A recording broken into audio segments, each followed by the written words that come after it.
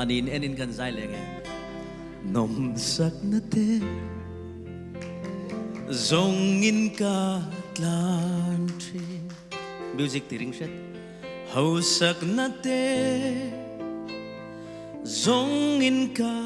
tlan tri ma se hi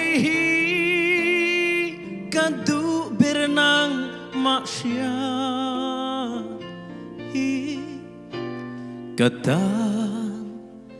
hiana tra bere kanun nahi itan ka lane kathiam nahi itan ka lane kanay raw lu le ka hun lu zong te ita kalane lalpa Hriatchian le Zual 𝗬𝗓𝗂 Amen Imangai na le khongai na te hi Hriatchian ila nang ka bau san to lo che Hriatchian le Zual che hi ka va du e Hallelujah ka voice han tiring set monitor ayan music po han overall in an upset pathian hi Hriatchian tur hian Paul tamangaya Bible te chiar tamangaya ama ring chunga ris tam tak la ka ngai boka testimony kan nga Paul e pathian kan Hriatchian thinani testimony nei turin in buas sayang chao effect han petam set le mino Hriatchian le Zual che hi ka va duwe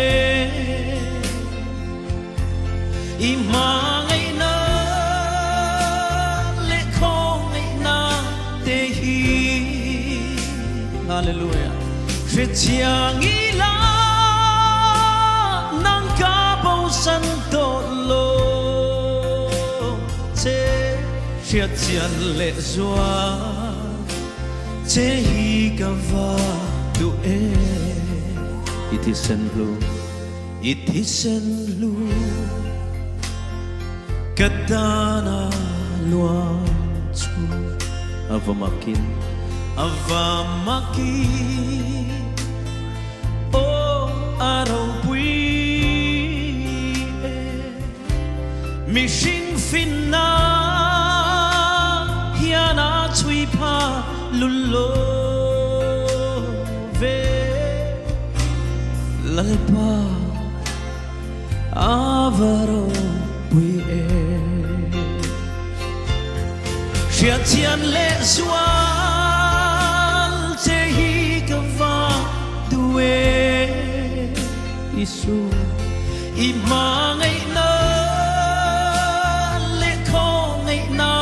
te hi Hriatchian ila nang ka bau san to lo che Hriatchian le Zual che hi ka va du e midang tetan dam na tlen midang tetan dam na tlen na ma setan dam na omlo ma setan dam na omlo avamak mi mangai na raw pui katan hian san lua e ku de benga Hriatchian le Zual 𝗍𝗓𝗃𝗃 이만이나 레콩이나 대히 𝗍𝗃𝗃 𝗍𝗃𝗃 난가보산도로 𝗍𝗃𝗃 𝗍𝗑𝗃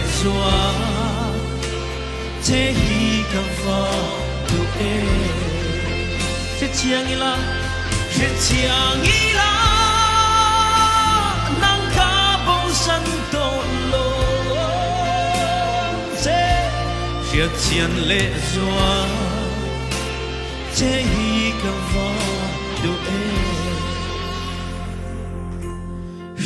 𝗍𝗃𝗃 난가보산도로 𝗍𝗃𝗃